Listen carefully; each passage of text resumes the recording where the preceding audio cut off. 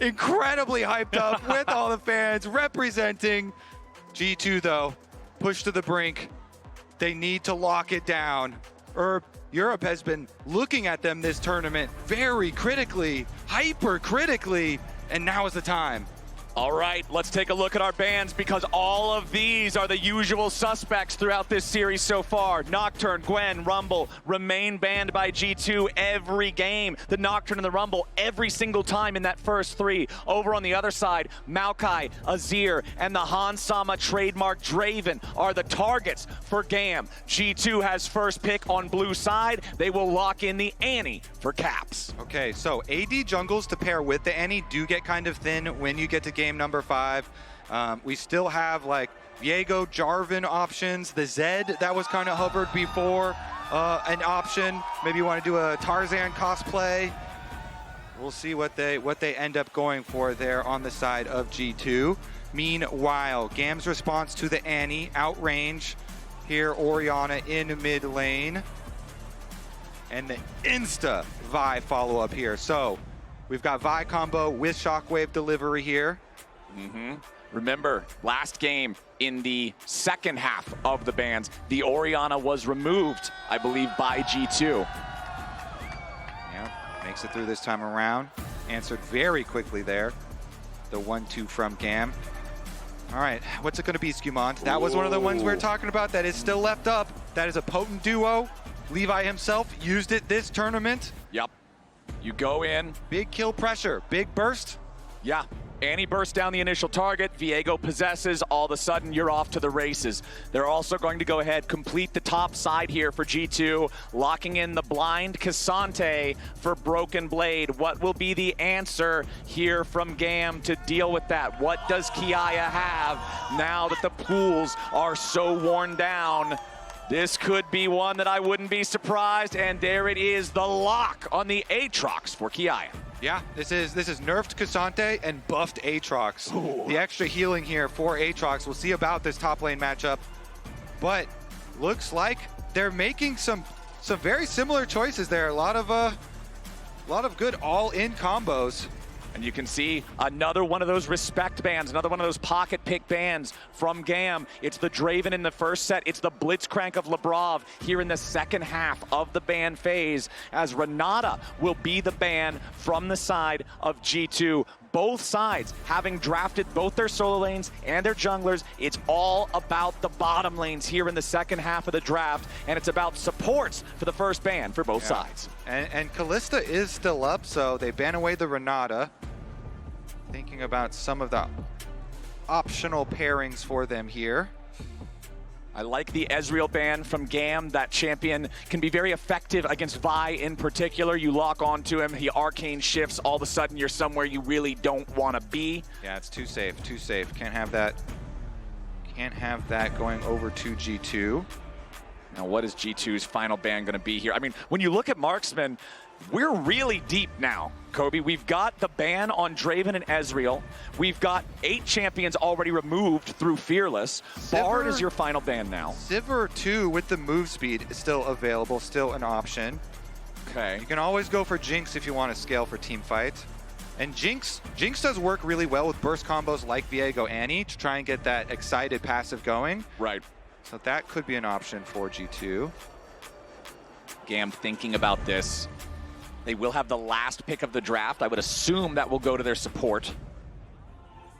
There's that Kalista. That's the Kalista we were looking for with the Renata ban. They don't care the Renata is banned. But what will they pair with it? Something for some lane dominance here, some engage. Also feels better to play Kalista when Caitlyn is banned as one of the potential options, but Ashe is one of those champions that's still available. Ashe is something that we see a lot of teams pick into Kalista with the slows. It's still available right now, but so is that Smolder, so is Senna, and that'll be the answer from, it's Senna Tom for G2. Ooh, the safety of the Tom Kench here to complement the Senna. One of our classic combinations. When you see the Vi coming towards you, they're gonna have some options now. All right, what's it gonna be? Oh man, they're hovering some aggressive stuff. That would be a full send if that was support Elise. Now let's see. Seraphine, final pick. I kind of wanted to see the Pike because you want to like execute past the Tahm Kench shield, past the gray health, but they go with the power of the Senna. Very strong here for lane with the poke damage, and does get to be very useful for team fights later on when you need some extra shields to deal with some burst damage. If the Annie Viego is getting to be too much, maybe that extra breakpoint, you know, shields from Seraphine, shields from the Orianna, of course self shields from Vi as well, but oh man, we're building into it. Honestly, Flowers, I think this draft to me looks pretty close. Yeah? Yeah. Well, you know, I was going to ask you my question. Game number 5, I know. I've asked it every game. It's going to come down to play. It's going to come down to execution. Caps here on the Annie, he has been so critical. If you remember all the way back to the first 2 games for G2, Caps, pivotal, and now on Annie here, such a playmaking champion, so many burst possibilities. Especially, again, with that combination with Viego. Viego needs to be able to reset. So much of the character's power is budgeted into the ability to reset. If he just goes in, can't find that first one, life is tough. He'll be relying on Caps to set that up and allow him to pop off. And honestly, I think I might be even leaning more towards the GAM side of the draft now, Flowers. With how Artemis played last time around, them having the Kalista plus the Seraphine down here, that is going to be guaranteed priority for GAM.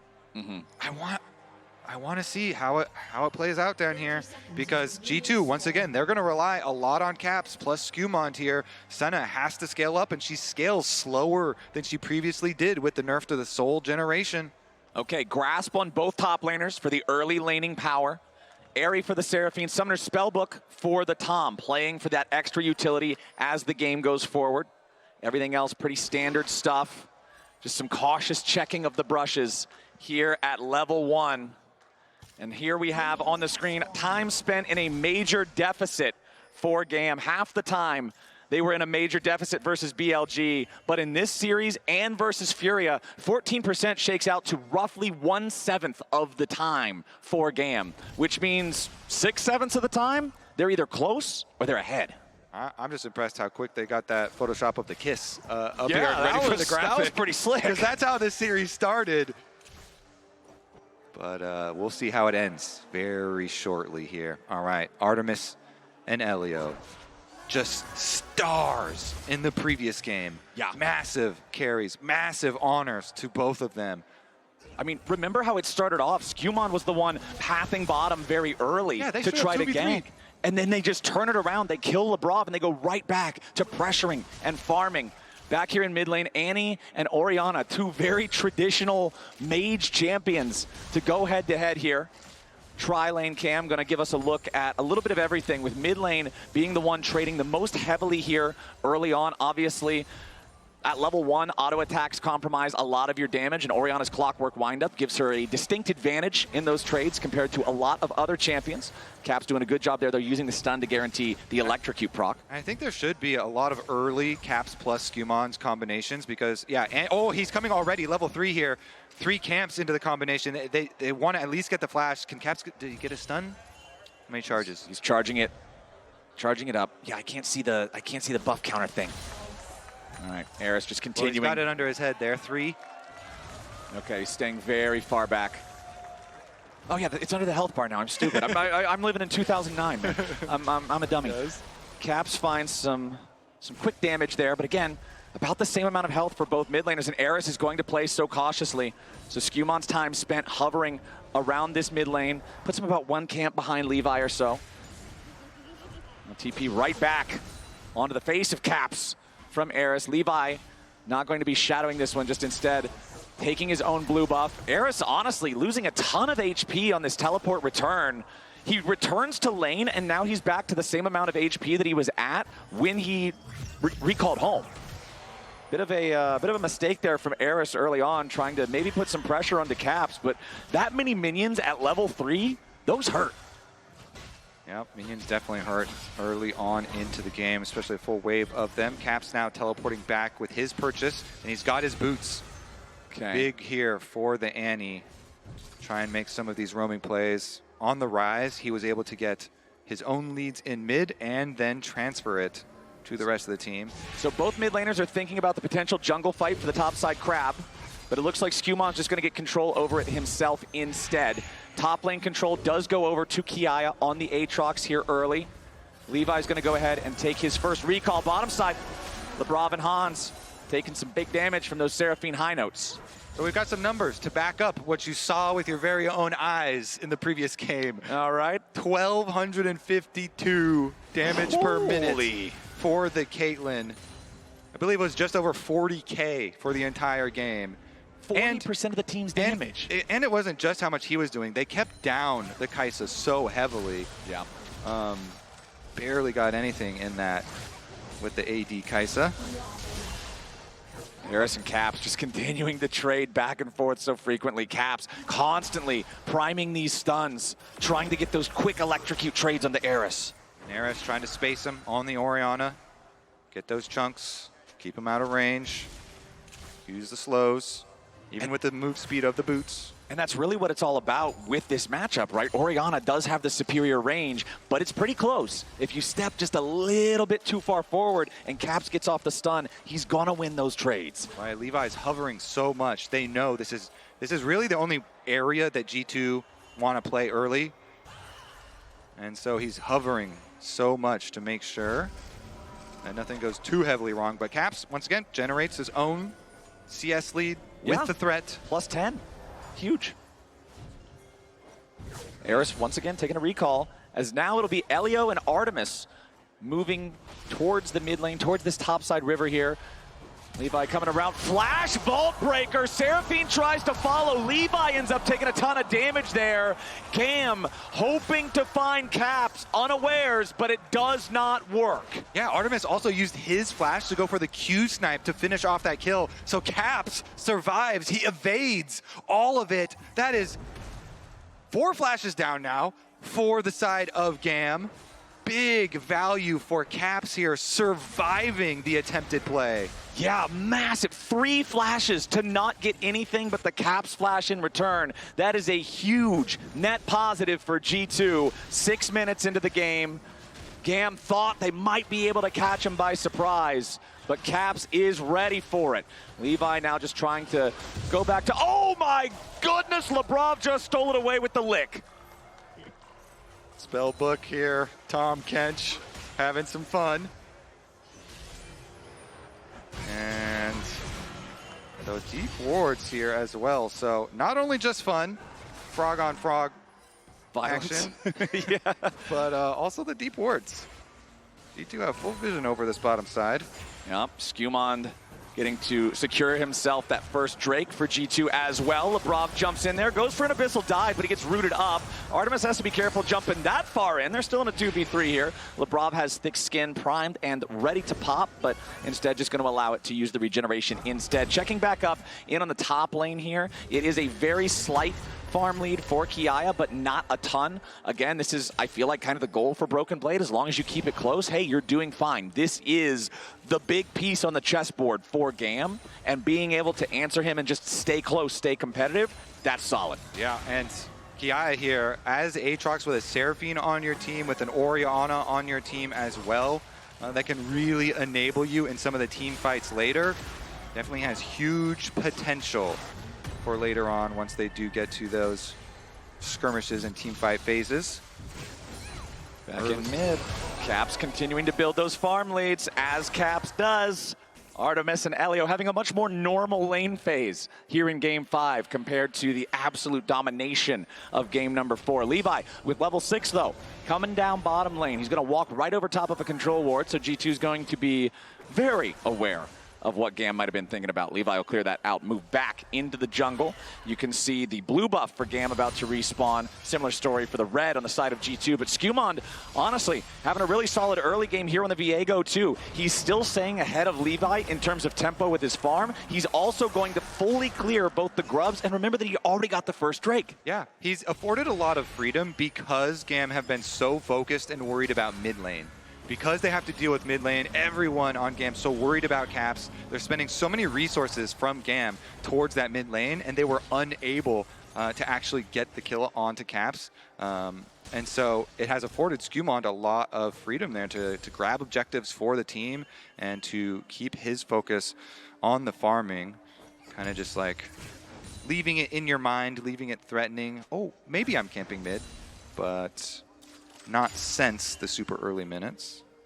All right, Elio's going to pass through here. Seraphine ulti also very, very powerful in one of these fights. You know, if you have Tom Kench, if you have Viego and Cassante all going in this big melee ball, and he's also a pretty short-range mage, a big Seraphine ulti into a big Orianna ulti could be a massive wombo combo. Kiaya, nice sidestep there from the third and Tofo strike, making sure he doesn't get knocked back into the turret. The Cassante special that we've seen so many times. You get knocked back, you get pathmakered, you get all outed, all of a sudden you're underneath a turret with no way out.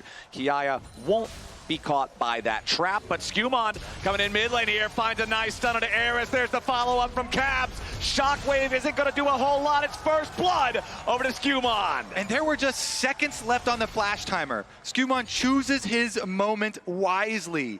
Finally goes for that play that we're looking for. The Annie collaboration with Viego. Just seconds before Ares is able to get his flash back. They get their kill. And I misspoke, that was Caps taking the credit for the kill. This is the guy that GAM committed 3 flashes to try to set behind. Now he's ahead anyway. G2 about at a 1,000 gold lead now, with the vast majority of that being on Caps himself. This is exactly where they want to be in the early game. You've got the first set of grubs, you've got the first Drake, you've got the first kill, and it's on Caps Annie, and he's up almost 3 waves of farm again. Mid lane, such a huge focus. But here it is once again. Skumond goes for the flash. Able to get the full combo. And again, look at that flash timer. Just the slivers were still ticking up. Timed it so well since they both used theirs. First blood. Okay. Oh, but now we got a problem up in the top side for Kiaya. Skumond once again trying to make the difference. Kiaya misses the Q2, goes in for the Q3 onto the Viego. Continues trying to make a little bit of extra distance, but the third and Tofo strike's gonna find him this time. Broken Blade gets a kill. Both G2 solo laners on the board. Skumond is activated here. Viego getting in the action and getting those kills for his solo laners. Broken Blade cashes in even more. The timing of it, they get to push the wave. 2 turret plates on top of a kill. So much influx of gold here for G2. G2 in the early game, in game number 5, backs against the wall, knowing if they lose this one, they're out in the play-ins for Europe's most accomplished team of all time. That is just not hitting the standard, and they're throwing it all here in game 5 into the mix to make sure that GAM doesn't take that spot from them. They have refocused. Can they continue though? They do have a new dragon up, and GAM positioning here for the fight. Skumond already with the Trinity Force, has been the facilitator of both kills thus far. GAM, they'll use the smite to secure the Scuttle Crab, but they've got to respect Caps. The Annie with the flash and the Tibbers can spell disaster very easily. Kiaya trying to get away from Broken Blade. He's already got the Iceborne Gauntlet completed. Kiaya still has components. He does not want to fight this. The turret already shot him another time. Kiaya with the flash away. The Dawning Shadow doesn't find the mark. Kiaya gets away, but at the same time, G2 claims their second Drake this game. That is 3 neutral objectives for G2. They're at 2 kills. If they get 1 more kill, they'll secure the boots as well. Yeah, all things really going for G2. Of course, since Levi used his smite to go for that crab, they knew they were going to get that dragon afterwards. And Levi, after covering this side, trying to put a stop to Broken Blade's push here, and all this extra gold coming through. Okay. Kiaya back up into position here on the Aatrox. Still just the difference between having an item and not. Broken Blade just feeling so much more powerful than this Aatrox. Goes all out, provides himself an exit route here, as now the World Ender is popped. Broken Blade trying to use the Pathmaker, but that means the Vi ulti has the opportunity to go back in. But Skumond's also here. Broken Blade with another shield. GAM finds the first kill, but now Kiaya's got to make sure he doesn't fall. Skumond with the defensive ulti back over the wall to escape. GAM GAM get their first kill of the game, punishing Broken Blade. Exactly what you were talking about, Flowers. He wanted to use his item advantage for the 1v1, but it was not a 1v1. Levi had just been on that top side, and so he doesn't respect it, but now Eris, immediate flash over the wall as Lebrov with a nice abyssal dive forces the summoner spell out of the otherwise immobile mid laner of GAM. But this whole time, because Lebrov and Hans were rotated up to the top side of the map towards all this scrapping, it meant that Artemis and Elio could get the bottom lane turret first. That's going to give them first turret credit. So now we're in a contest for those boots. It's 2 kills for GAM or 1 kill for G2 to earn them, as Hans Sama is at least going to retake the gold lead, taking down the tier 1 turret and top side. Yeah, G2 there, they were looking for big top side play because they just got a bunch of completed items too. The Malignant's also done for caps, so they're trying to find some picks for themselves over through the jungle. So they overload up top side of the map, forcing that turret. But here's another look at it. Broken Blade had gone for the ulti, but of course Levi, who had just cleared on the top minions, had gone over to Krugs. He's the first jungler to arrive, so they get the extra time. Despite the item completed there from Broken Blade, the kill is completed for GAM. Whenever we come back from those replays, I always have to just like take a deep breath because I never know if the teams are instantly going to be fighting. We've seen such aggressive plays from both teams so far in this series, and now it's G2 with the Rift Herald having only just spawned with control over the topside river. Skewmon and Caps going after the objective. Elio and Artemis stepping up here towards Hans and Lebrov, but this Tahm Kench is such a great denial pick against Vi. Yeah, and because they had rotated their duo over early and sacrificed their bottom lane, they have a lot of those deep wards laying behind too to try and see where GAM were moving up, but not going to result in anything further than the Rift Herald. They accrue the objective as well. All right, where do we go from here, Mr. Kobe? Because G2 still have a lead in pretty much every direction. I would say Rift Herald towards mid tower.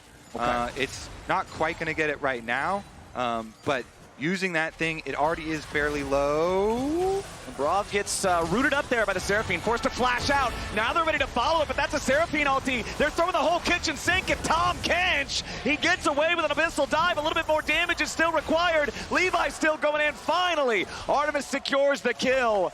GAM spent a lot, but they got what they paid for. Yeah, Lebrov going into dangerous waters there to try and get more replaced vision up in the jungle. But GAM just snapped shut. They're not going to let that go through. They're not going to let that fly. Seraphine ult, Vi ult, well used there. Take down Venus Lebrov. flytrap. Not going to let that frog in there. Nope. Kiaya, he gets to farm this big wave. That's good. Picking up a little bit of extra money, trying to continue building that lead, make sure that he's a side lane threat. This is the guy. This is the win condition in so many GAM games. He drops the Aatrox in game number 5. We know that this is a character that can 1v9 if he gets fed, and I'm pretty sure GAM wants him to be able to do that. And there is going to be tons of healing on this team, since they do have the double Sundered Skies, plus Aatrox himself, plus Blade of Ruin King for Kalista, plus the Seraphine on their team. Seraphine plus Orianna shield, so lots of synergistic team fighting for them. On the other side, of course, Hans Sama here, stacking up the Senna. Slower now than previously, but also going to add the enchanting to his team. And they do that Rift Herald play. Even if it was delayed by Lebrov going down for the vision, they still pull it off. They still get their goal. Can he get the Herald down to the turret? Nice drifting from Skewmon there, crashing the Herald into the tier 1 turret in the bottom lane to guarantee they get that one as well. G2 with a slight gold lead. GAM's not going to let him just take this third Drake of the game, though. GAM ready to move up and try to fight. They've caught Caps. He's in some danger, but the blast cone gets him away. G2 mid laner at half HP. Dragon resetting and losing patience. G2 still with control over the bot side river. Keep your eyes on Caps. GAM trying to move up, apply a little bit of pressure. The Dragon down to half. Attacking GAM now, putting a little bit of damage into the health bars. Broken Blade's got a lot of spears in his back. Chunk down to half himself. But remember, if he goes all out, he can still try to regenerate a lot of HP. G2 decides against it. They don't want to potentially throw the lead here. They give the Mountain Drake over. Seraphine ulti into the Tri-Brush only finds Broken Blade as he path makes out. Dust settles, nobody dead. But GAM have an easy route towards mid. So even though the Rift Road was used to take down their mid tower, not only do they get the objective by forcing them out, they also can turn it into some gold as well. GAM about to tie this game up. It is 3 turrets to 3, 2 Drakes to 1, still 2 kills to 2. The next kill determines the boots. It's a battle for the boots. Battle for the boots. And their team fight is looking good for GAM. Very scary for G2 to go into, especially since Caps no flash. GAM, they put their sights on him, even though they didn't get the kill onto the Annie. Getting the flash down, taking away the key summoner spell for the key player on G2. Also, a critical key item about to be completed here in the mid lane for GAM. Eris nearly has the fully charged Seraph's Embrace, needs to cast another spell or two, and then that extra shield could very well be the difference between a full burst combo and a Viego reset, or barely staying alive, hanging on for that shield battery in the Seraphine to keep you alive and keep the fight going. Once that completes, obviously he's going to be feeling more comfortable as Kiaya and Broken Blade are set up here in the bottom lane. Kiaya with his Sundered Sky now feeling a lot better about that 1v1 against the Iceborne Gauntlet of the Cassante, of Broken Blade. Otacon spawning, as you can see in the bottom right part of your screen. He is in the top side of the map this game. Man, it's a 100 gold difference. It doesn't even matter. Both these teams ready to go. Nice interrupt there on the Q3. Broken Blade not going to allow Kiaya to get that big source of damage. Levi just jumps over the wall here with a ball breaker immediately, but it's only LeBron waiting on him. Now it might be trouble for GAM. Levi has to try to retreat back over the wall now as Artemis also does the same. Caps rotates down as GAM disengages. Levi does not have a fearful bone in his body. Yes, he does not. He is all in all the time, constantly looking for plays, playing with fire sometimes. Yeah, but it got a little hot back there. They're able to escape.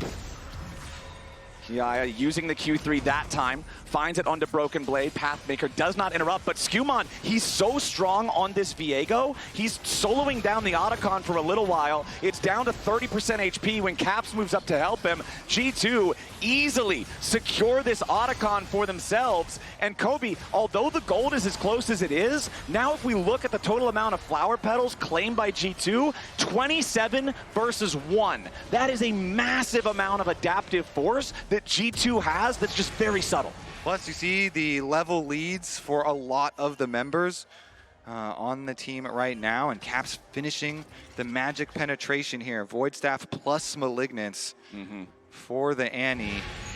Splash is still on cooldown, so it still doesn't have the big playmaking, but yeah, GAM make the call. Just keep on farming for themselves. They want to get to their big synergy 5-on-5 fight. Make use of all their shields and healing.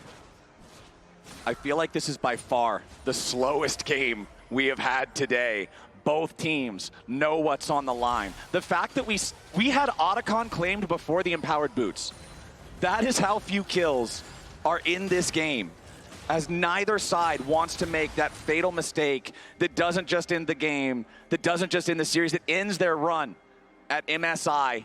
Still the 3 grubs for G2, gives them that extra pushing power. Again, we go back to the first 2 games that G2 won. It was a macro diff. It was GAM constantly taking bad trades, a turret for a turret plus a kill, something similar. And if G2 even takes even trades this time around, they will have so much more pushing power. You can see here the gold graph throughout the game. The highest gold difference was about plus 1,000 for G2 back around 12 minutes into the game. We're 10 minutes later now, and it's still on a knife's edge. Just got alerted from stats. The G2 pedal advantage currently around 500 gold worth of stats. Is that per player or is that for the whole team? If you converted them. They said it was for the team. Okay. Broken Blade about to walk right into the waiting arms of GAM, but now he's ready to go all out. It doesn't work though. A nice buffer from Levi to get away from it. Seraphine ulti hits 2, but they're putting all the damage into LeBron. The Tom Kent's trying to get away over the wall, but the Dawning Shadow fires back into GAM. How is no one dead?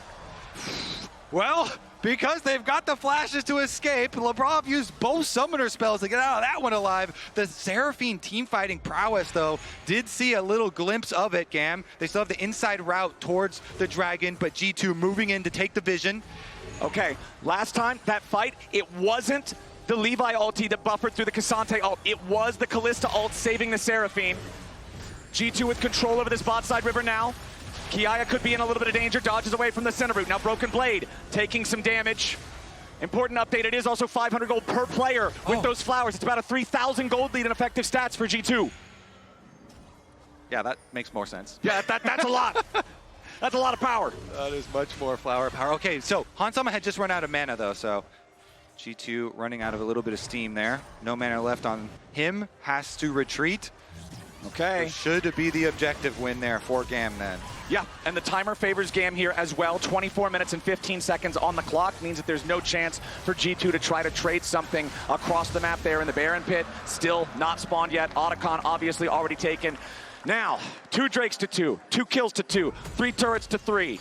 Everything is so close except for those flower petals. Again, it's about a 2,500 gold total team value in Adaptive Force for G2 through those. Second items completed in a lot of different spots now. You already mentioned the Void Staff for Caps. We have Leandries for Eris. Unending Despair on Broken Blade. Shojin on Kiaya. And I want to point out too, with the Otacon, it's not just this flower power, but the actually on-kill effect. When you're running the Annie Viego burst that's looking to try and grab one of those kills really quickly, that extra slow, that extra damage, if they can actually burst the target down, could be super meaningful to their team fight. What a game 5. So much tension building here during all of these lulls. When they're going back, trying to farm. The only big objective up on the map is Baron. It's not something you start lightly, trying to clear out some of the vision.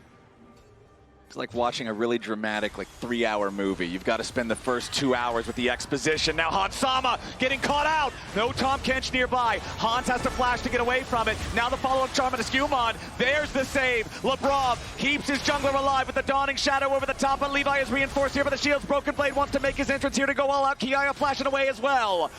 Another fight, another multi-ulti from both teams, and nobody's dead. That right there is a perfect example of how GAM have no fear. They full sent there.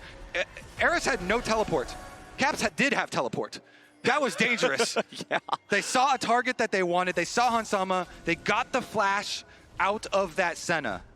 But now, see if it's worth. Exactly. They did spend the Kalista ult, the Seraphine ult, the Vi ult, and G2 are going to use the opportunity to take the tier 2 turret here in the bottom lane. The play ultimately favors G2. Yes, it cost Hans ult, it cost the Tahm Kench ulti, it cost Hans flash, but that's resources in G2's pocket now that they will be able to spend. 1,500 gold lead there on the scoreboard. There's a control ward in the Baron Pit from GAM, but what can they get? Skewmon going to step up here through the harrowing path, but GAM are not going to give him an opportunity to find anything.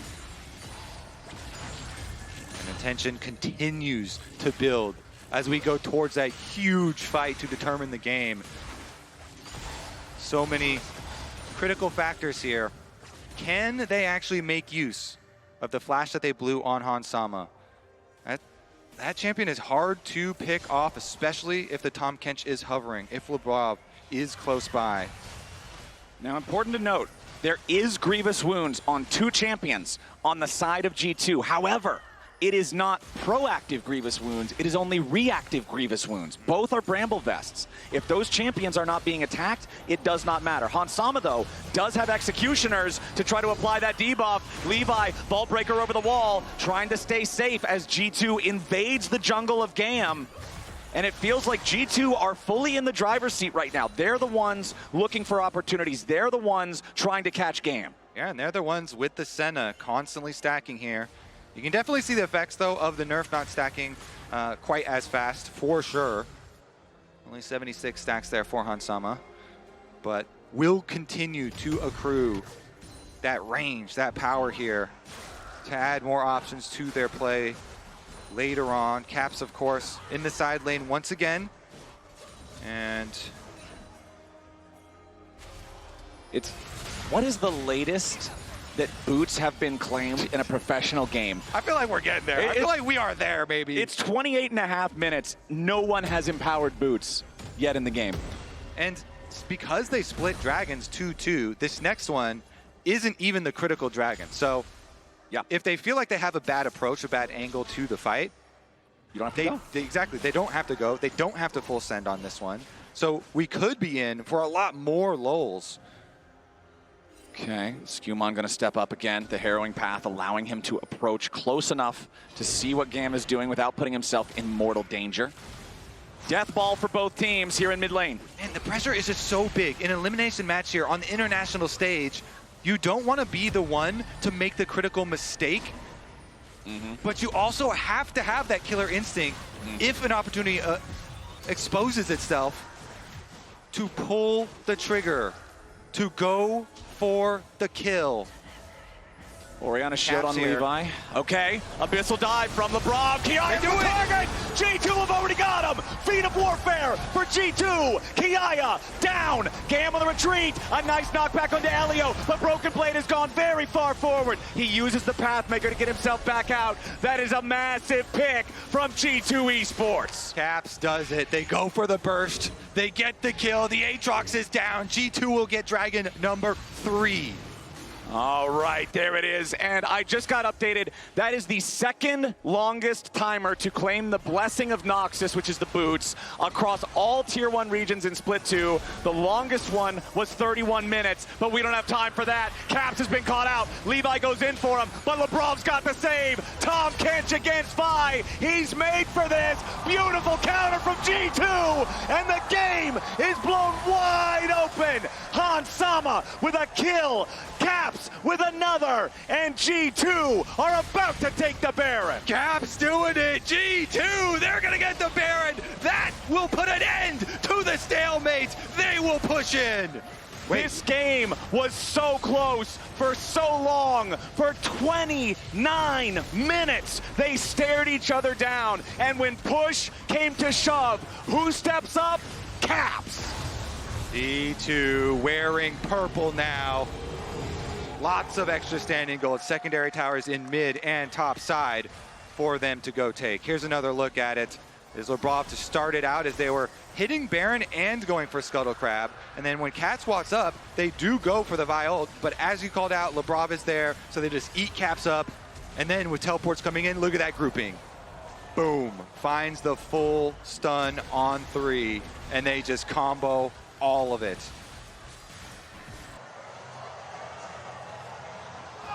Let's get the comms. Oh, nice, nice. Oh, huge. Let's big go, man. Let's go for Huge, large, big, gargantuan, yes. All synonyms for the state of the play that G2 just made. The gold lead now ballooning up to 5,000, probably closer to about 3,000 now total for the team in terms of the flower value. So 8,000 effective gold lead, and you can see their damage dealt to champions in the last team fight. Kiaya did 0 because he was dead. However, 4,000 damage almost from Caps. Ooh, and another whiff on the Seraphine ulti there from Elio. GAM has not found a lot of value out of those so far this game. It feels like most of GAM's engage attempts have been onto the Lebrov Tom Kench, trying to shut down that get out of jail free card, but he's just so tanky. Yeah, G2 with the Baron buff. They just get the split going. They're going to get the 4-1, claiming this gold, closing in slowly but surely. Huge gold lead for them.